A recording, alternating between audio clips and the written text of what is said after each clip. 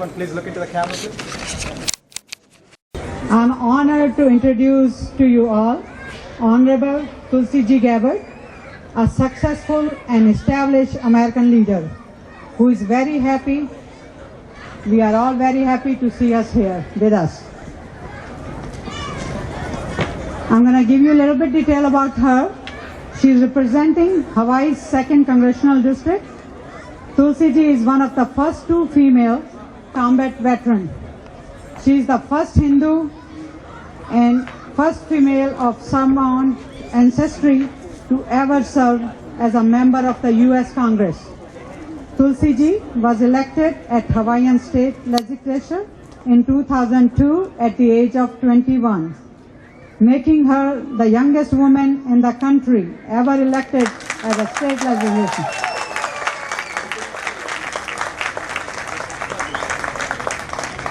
She sacrificed her state house seat in 2004 to voluntarily serve with her fellow soldiers in Iraq as a captain of U.S. Army Hawaii National Guard.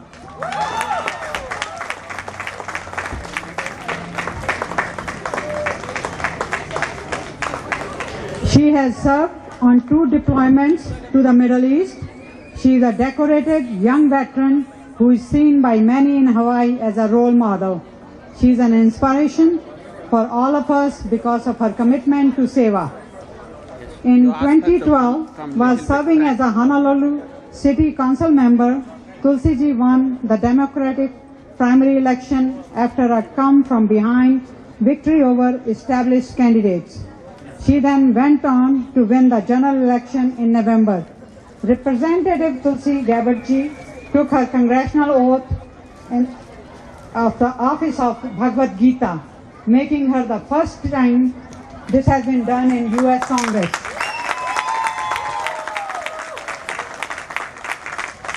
Please join me in welcoming Congresswoman Tulsi Gabbard Ji. Thank you.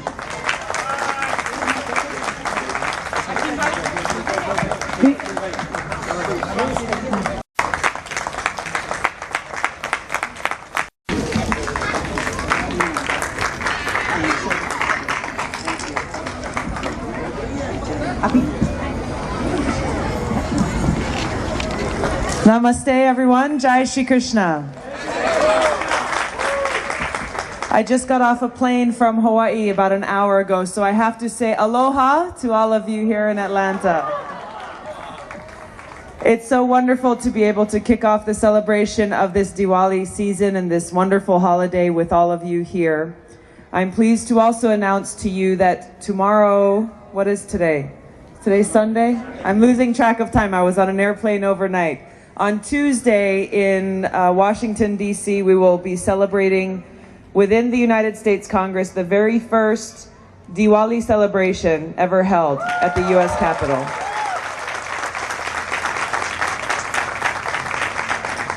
What you're doing here today is the same thing that we will be doing in Washington on Tuesday, where it's such a wonderful opportunity to share with people the true meaning of this Diwali celebration, the welcoming of Lord Ramachandra back to Ayodhya, and understanding that the ceremony of lighting lamps, the celebration of truth over untruth, of right over wrong, is much deeper than just a fun holiday. It is fun, but it's an opportunity for us also to reflect on the lighting of the lamps within our own hearts to welcome the Lord there.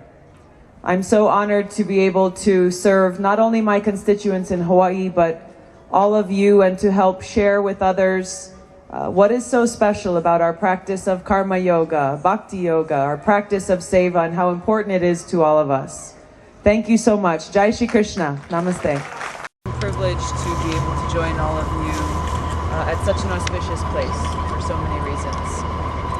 We all know the challenges in our own lives, but in what we are seeing in Washington, the lessons that we can learn from 2 of our world's greatest leaders, in Gandhi and Dr. King, is simple in practice, which is to dedicate your life and your actions in the service of others. And that if we do this and we follow their teachings, then we can see the kind of peace and unity that both of them dedicated their lives to. So I appreciate the work that you have done to be able to inspire others to follow their teachings and to bring this group together today to remind each of us how we can do this in our own lives. It's Thank indeed you a very pleasure much. that you're here with us. We will go walk in peace to the crypts, but we'll have to set up. Yeah, go for it. How you feel visiting Gandhi's statue in Atlanta? It's a very special experience. How the King and the Gandhi relationship build a partnership between India and America? How did they? Yeah. They shared a common spirit and a common mission. It How you- transcended geography and all other differences. Have you been to India? I don't know. Are you forward to going.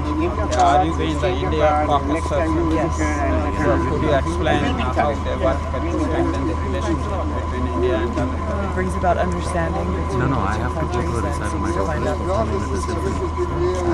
to strengthen that relationship and to see how we can exchange in a way that benefits each other.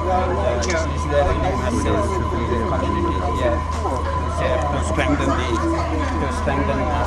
India and America and between the communities, Indian and I American appreciate being welcomed here today, and both cultures have much to offer, and by coming together, we both collectively become stronger. And one personal question, how you were introduced to Hinduism? Through my mother. How you feel by practicing Hinduism? And Very happy. Thank you. started in 1970s. Yeah, no, I've Just read it. what? Yeah. All your type dances, but that wasn't the case here. I wish to welcome you all on behalf of USHA, United States Hindu Alliance. It was probably the first Hindu advocacy group established in Atlanta. Now today we are celebrating Hindu Empowerment Day, and it's a tribute to Swami Vivekananda on his 150th anniversary. Regarding USHA, you can visit ushaonline.org and find out the goals and objectives and missions, etc. Now we'll start the program with Honorable Ajit Kumar, the Consul General of India in Atlanta, and we will then continue on with the words of wisdom and blessing by our Swamijis from Chinmay Mission, which will be followed by a address by Patty Tripathi, who has been a very successful person, and I'll talk about it a little bit later. Followed by Gokul Kunnath, who will talk about Vivekananda and its relevance. And finally, we'll have the keynote speech from Tulsi ji. After that, we'll close the function. After the function, you're all invited to have a good vegetarian food in the room beside, gracefully provided by Shri Shakti Mandir. Now, by the way, Happy Diwali. It's coming very soon. Okay. Let me now, I'm going to call now Honorable Ajit Kumar. As Consul General, he leads the newly established Consulate of India in Atlanta. He arrived in Atlanta from Germany, where he served as Consul General of India in Frankfurt from 2007 to 2011. He was also Ambassador of India to the Republic of Zimbabwe 2004 to 2007, and Consul General of India, Durban, South Africa 2000-2003. He first joined the Indian Foreign Service in 1979 and has held posts in Damascus, Mexico City, Islamabad, New Delhi. As the deputy leader of the Indian delegation to the Conference on Disarmament in Geneva, he participated in multilateral negotiations on the Comprehensive Nuclear Test Ban Treaty, CTBT, in the 1990s. Please welcome Ajit Kumar.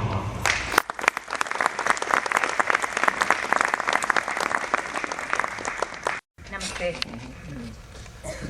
I'm going to keep it brief because I'm suffering from travel exhaustion. I was in New York City to organize a press conference for Nelson Mandela's family, which was quite amazing. Then I had to go to DC to be interviewed by TV Asia, Shades of Sakti, and BBC and Fox News, the competition.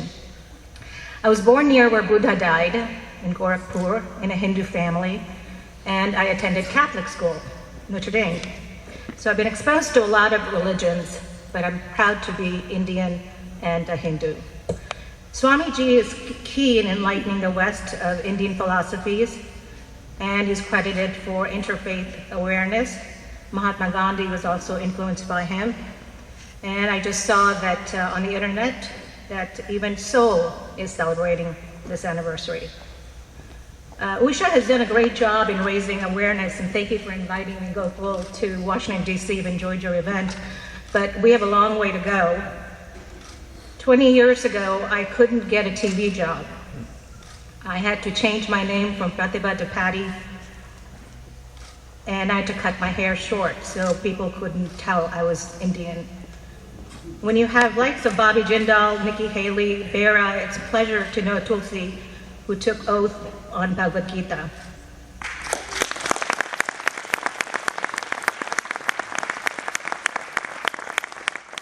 Swami did a lot to empower women. Sari's to Suit campaign was prompted after my father got concerned about my trip to India and traveling alone after the gang rapes there.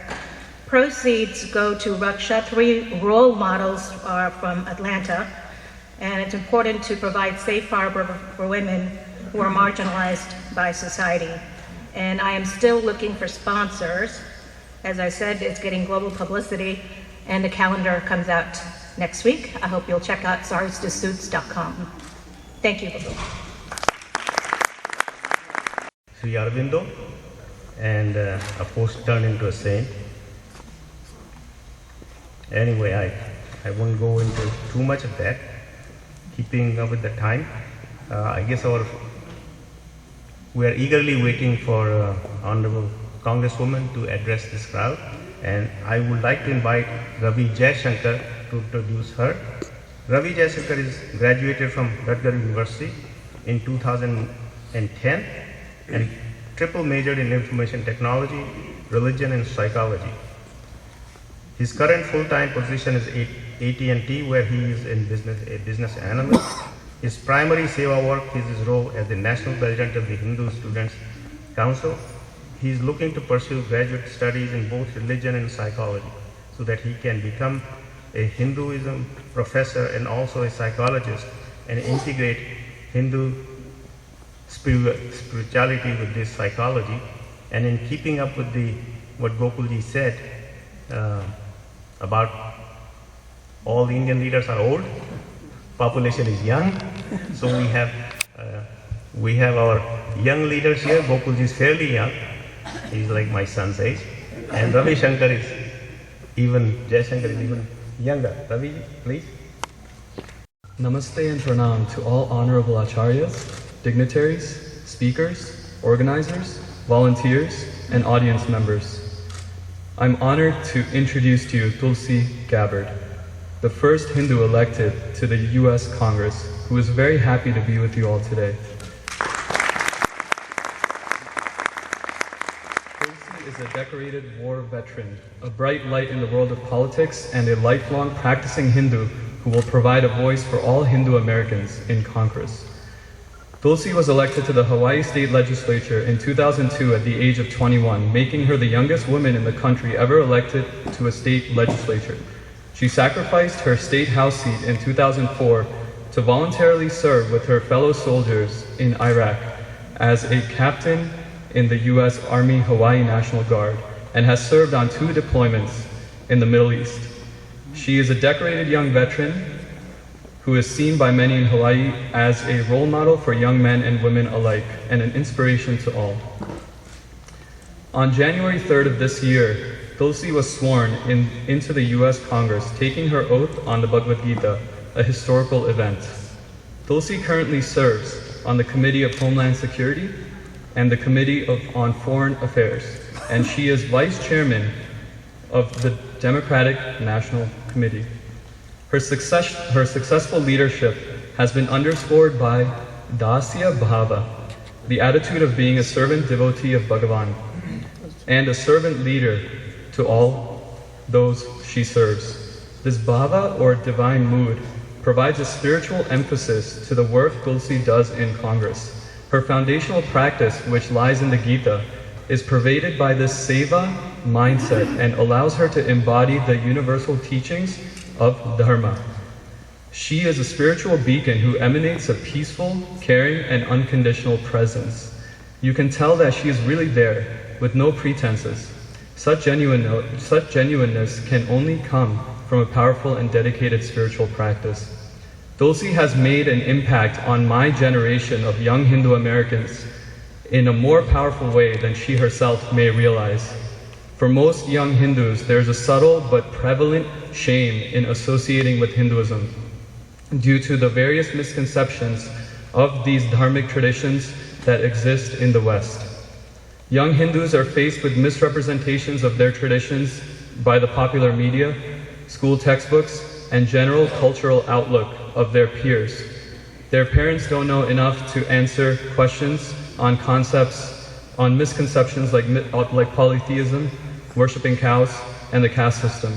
Mandirs have little to no relevant resources to counsel youth on these issues. This causes young Hindus to distance themselves from their tradition and heritage and take on the typical spiritual but not religious line to get out of the difficulties they encounter representing their tradition. By being sworn in on the Gita and publicly identifying as a Hindu, Tulsi is a huge inspiration to young Hindus like myself.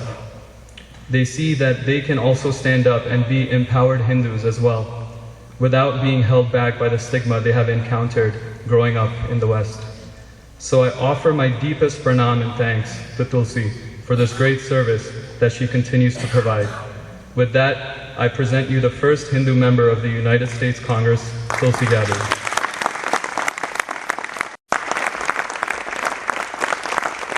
I think you see an outstanding... Where I come from, we respond. Jai Shri Krishna. Thank you. From Gujarat? Happy Diwali to all of you. It's great to be here to kick off this Diwali. And the inspiration he received from Tulsi. And now, before I pass the mic on to Sarika ji, the MC, I can't resist, but this is a small poem. This says, "Tum Tulsi mere aangan ki." Tulsi is the most sacred plant in Hindu Dharma, and most people, Indian families, have the Tulsi in their courtyard, and every morning they do puja. We also, like my wife puts it in the tea every morning. It is really medicinal. So, Tulsi mere aangan ki. Now, excuse me, Tulsi, this is for you, but you may not understand it. But I'm sure most of the audience understand it. It really pays tribute to you. हवाई की आशा तुम, हिंदू परिभाषा तुम, हवाई की सफाई बन Atlanta आई हो तुम, वातावरण की मलाई तुलसी, हिंदुओं की भलाई तुलसी, अमेरिका उत्तर आई तुलसी, सुख सनी गीत तुलसी, जय हो पतित पावन की, तुम हो मेरे सावन की, तुम तुलसी मेरे आंगन की।